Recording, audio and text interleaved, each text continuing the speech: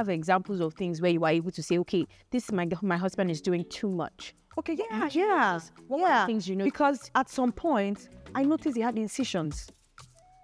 Where on his hand? On his back. Okay. So one day I just touched him and I was like, what? And I was like, how did you get here? He said, it's part of the protection. And then he would have soaps. He wants to go and have his bath. He has his soap. Did you ever go outside to have a bath with? No. Okay. But he told me one day that he was told to have his bath in the open. Yes. He went. He had the We bath. had a guest talk about He that. had the bath. And after he had the bath, the sponge disappeared. Oh, wow. Oh, yes. Things happen. You don't want to know. When I wanted out, when I wanted out, when I wanted out, when I wanted out, when I wanted out, when I wanted out of the relationship.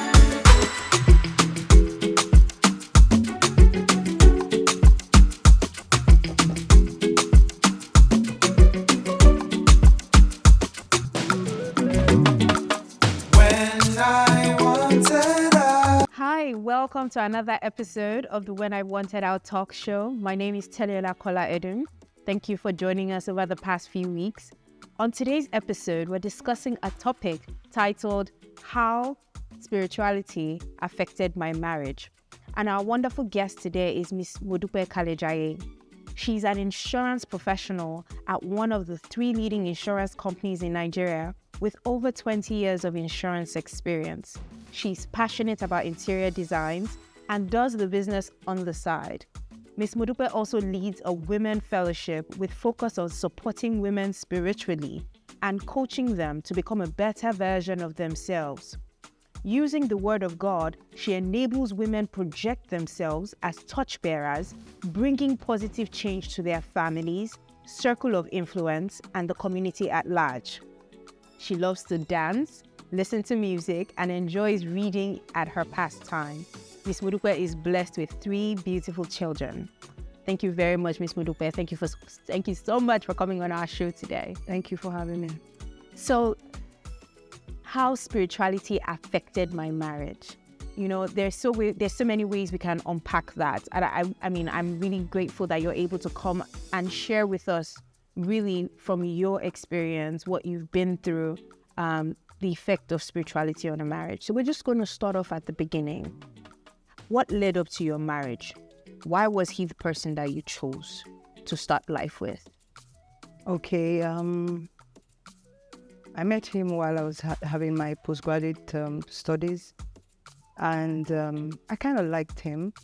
And another thing that really propelled me to really want to have a relationship with him was because not so long before that time, my elder sister got married. Okay. And I was born into a Muslim home. Right. My father was, a missionary. And he was very unhappy about the fact that my elder sister married a Christian. Okay. He was very unhappy. So when we got talking in class and I found out I was a Muslim and he liked me, I was looking at, oh, great, this guy is a Muslim. I'm sure my father will be happy, because my elder sister marrying a Christian really broke my father's heart. And so I was like, okay, so my father would be happy with me if I bring this kind of guy home. So that also added to why I, went ahead with the relationship and then eventually got into marriage. Okay. So now from your marriage, how long were you married for? How would you describe the marriage? Because from the indication, we can see that you're no longer with your husband. Yeah. So how long? What was the duration of that?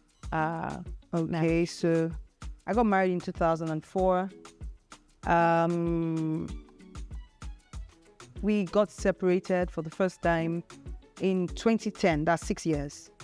Okay. So we had twice we tried to have some form of reconciliation. So, but the last one was in 2016, which was for about 6 months. And then since 2016, we've not been together, and I'm legally divorced now. You're legally divorced. Yeah. And so that marriage was 6 years on and off. No, 6 years, Yes. then he left. Then I left. Okay, well, yes, I left. left, right. Yeah. And then you now had... He made me leave. Okay, so we're going to actually come to that. Let's talk on that. What circumstances led to you being pushed out of the marriage? Okay, so which is where the spirituality actually comes in. Right. Okay, so it's very important that as couples, you believe in God, pray together, and have some understanding of who the God is, because we're both Muslims. Right now, I'm a Christian. Yeah. I probably, if I knew what I knew then, probably whatever happened in my life would not have happened. Okay. So we're both Muslims. He was from a Muslim ummah as well, but he lost his job, and in the struggle of looking for another and all of that, he also thought it was okay for him to share with his family members as to if seek spiritual help, because the job wasn't forthcoming. So when you say seek spiritual help, what are we saying? Like he went around... He went around to spiritual affairs and all of that. And because he was like, no, this is not like him. Because in before I met him, he had changed like 4 jobs. Getting a job for him was an easy thing. Right. It was something that would always come, Very easy. very easy for him. So he thought, oh, why is this hard? After I got married. So wherever he was going, the finger was pointing at me. Right. As the author of the confusion in his life. And so he went to several places. Yes. And every place he went to, they were calling one the problem. Yes, and they were saying, I was the problem. I was the problem. And his mom was the problem.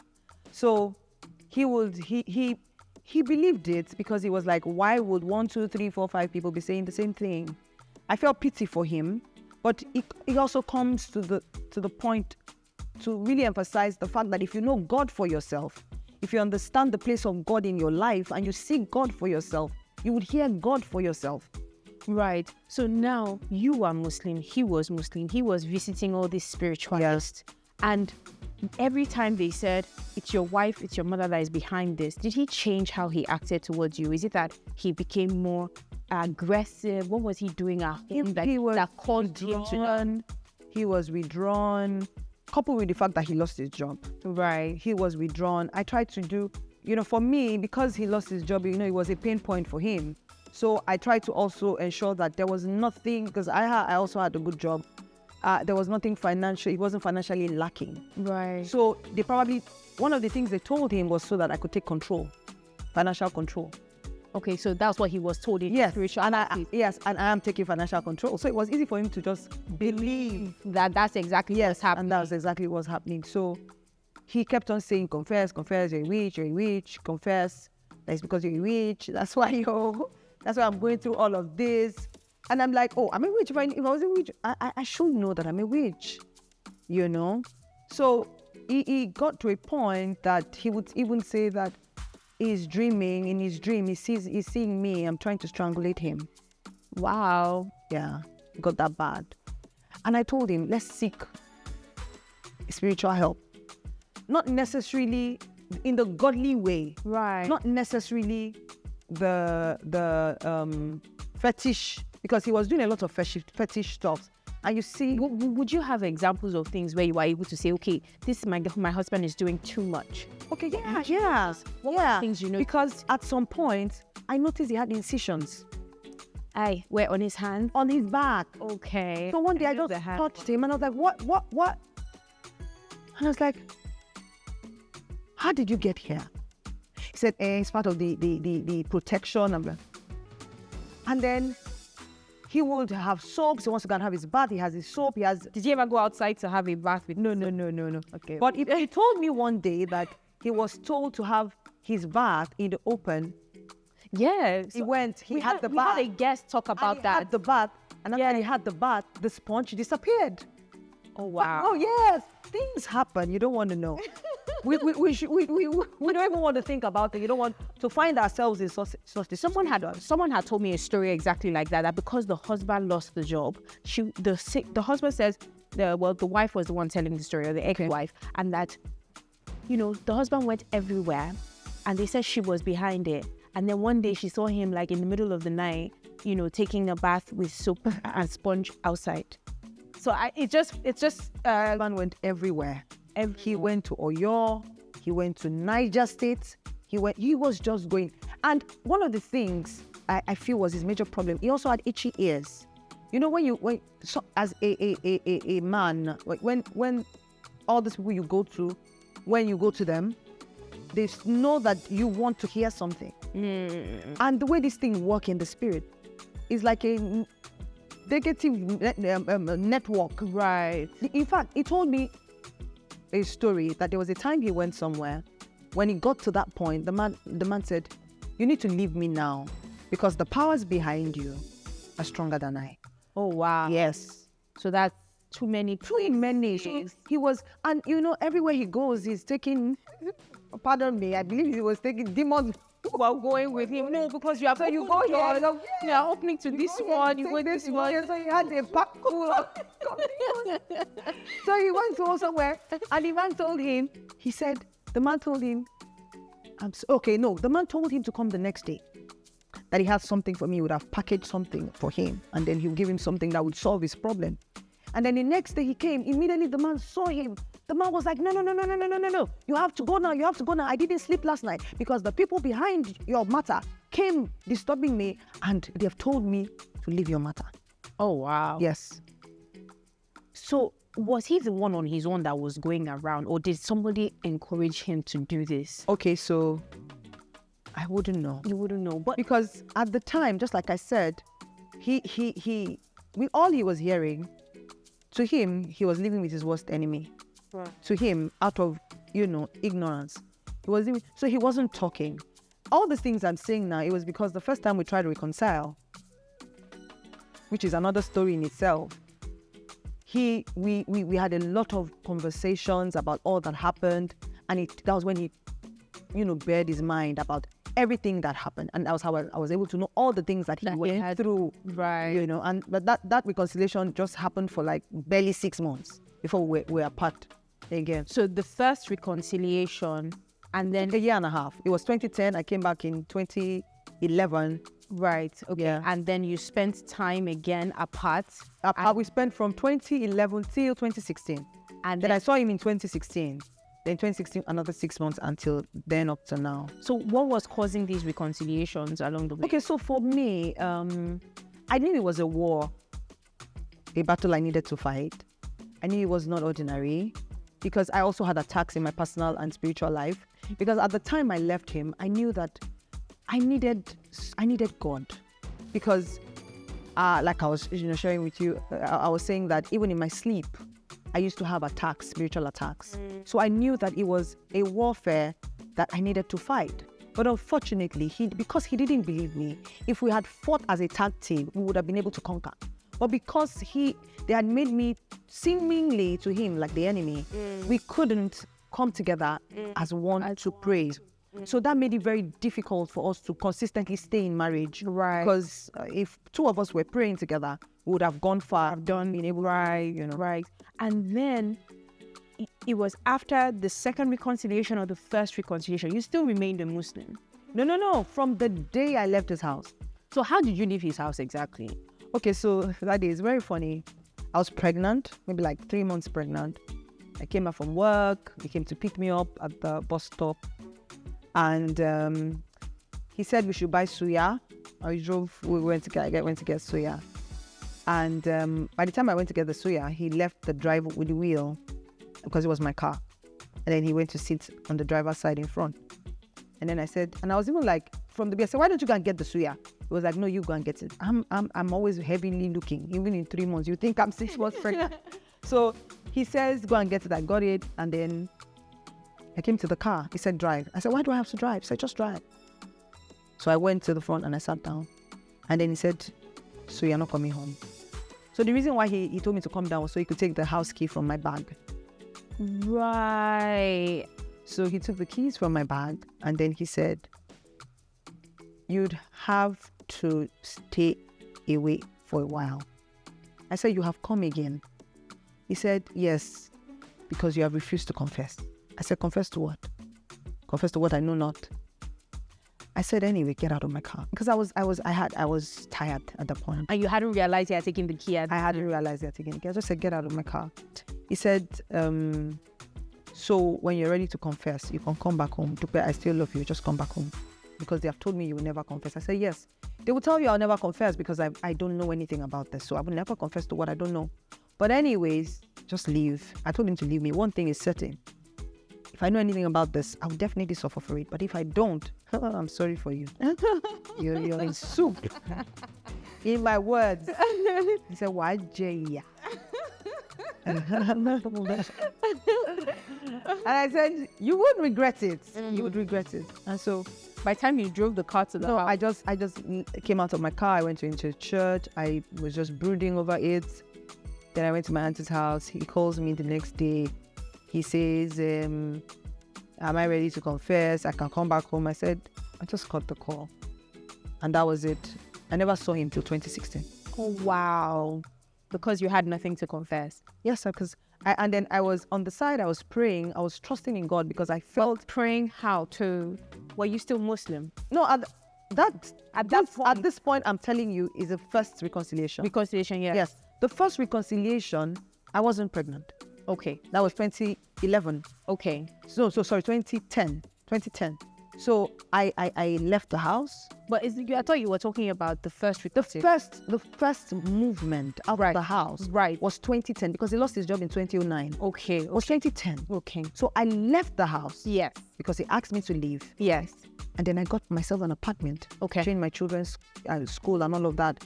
And I started living, trusting God because I just knew something was wrong. But that moment when I left, because at that day when he told me to leave, my children were with my mom. So I just went to a family friend's house who happens to be Christian. Right. And so in their house, we'll wake up in the morning, pray. In the night when we're about to sleep, pray. So one night I was sleeping and something woke me up and brought like a calabash and told me to eat. I was a Muslim, but because I was already within the compounds of Christians, I just took the food. And like I told you earlier, my mom is a Christian. I lived, all the people around me are Christians, but even though my father was a Muslim, I was a practicing Muslim. I went to camp actually and I gave my life to Christ. I went to camp and I just joined the Christians to be singing and pray.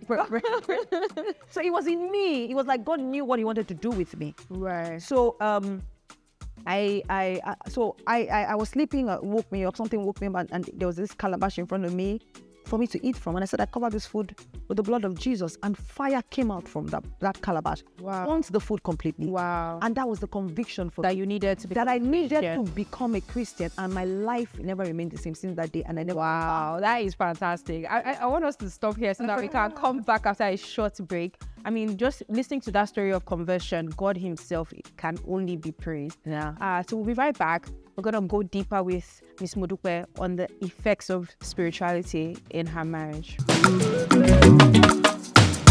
I wanted out, when I wanted out, when I wanted out, when I wanted out, when I wanted out, when I wanted out of the relationship.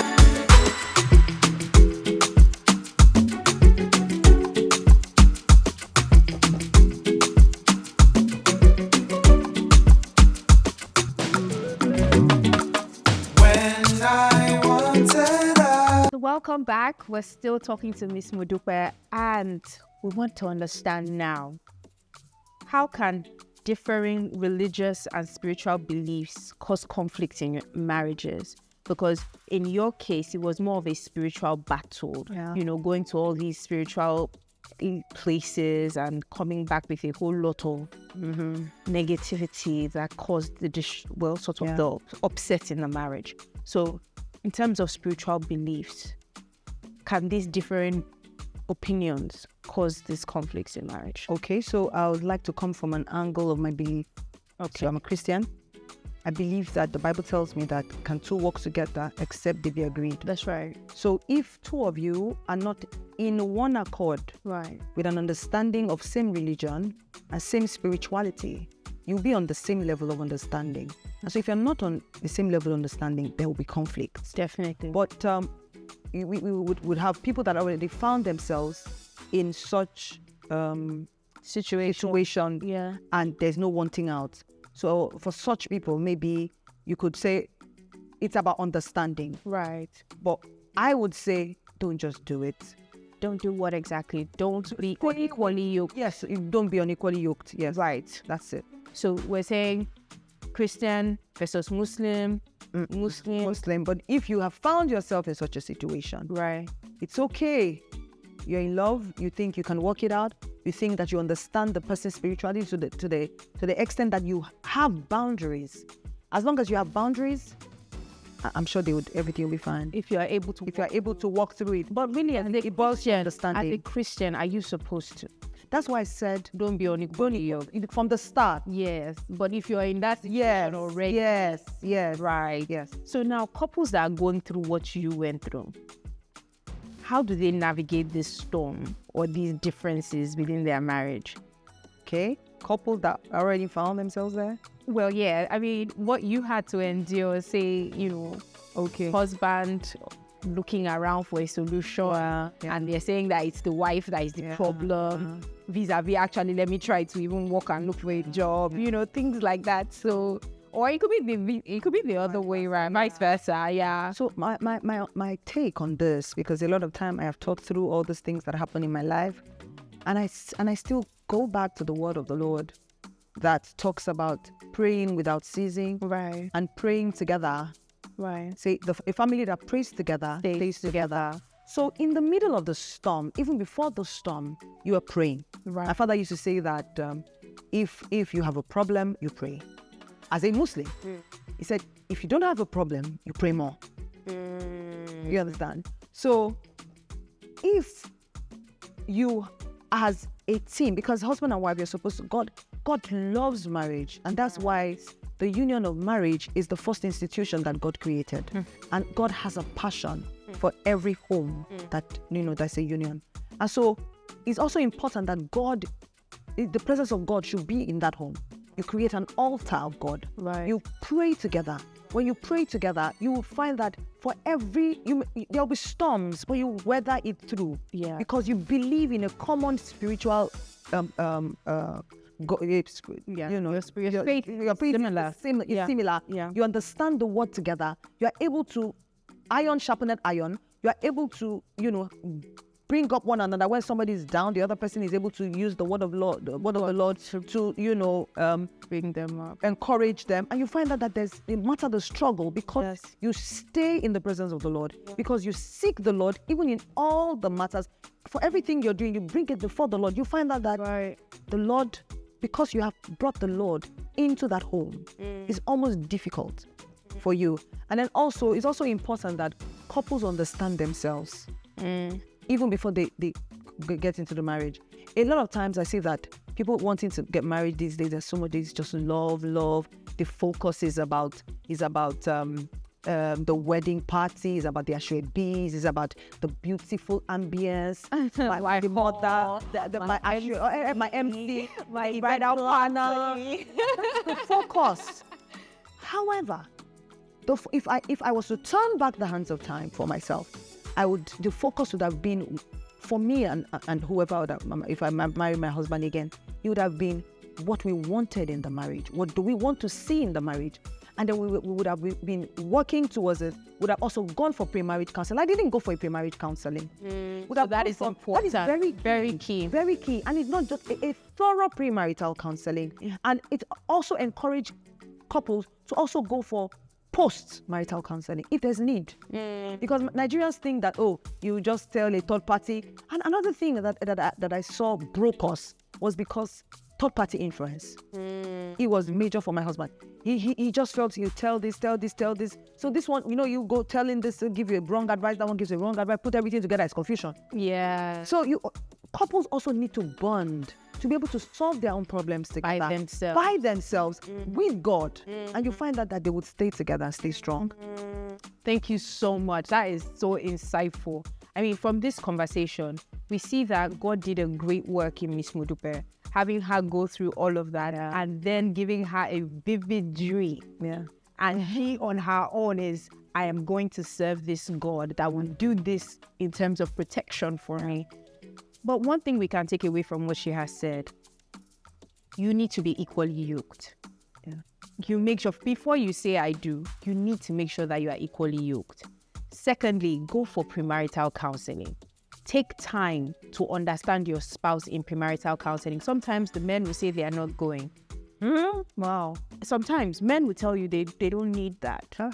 But your husband must be humble enough. Yeah. Whoever you want to get married, Yeah, he wants to invest. yes, I want to invest in the this marriage. Yeah. It's not just going to be a we'll take it on As the day goes by. on a whim, we do things. But you need to invest in premarital counseling, and there is nothing wrong in going through postmarital counseling as well. Yeah. Especially when you know that the person you're going to is certified a professional. Yeah. Some pastors may be a bit funny, Yeah. but you go to a professional. It is their job to handle it. And then third-party influence. Let it be you, your spouse, and God. I think she has insisted and said that repeatedly throughout this conversation. God has to be the center of your marriage. And I hope you were able to learn from this. And if you have any questions for Miss Modupe, I'm sure she'll be more than happy to support you in answering some of your questions. Thank you very much for watching. We'll see you same time next week. When I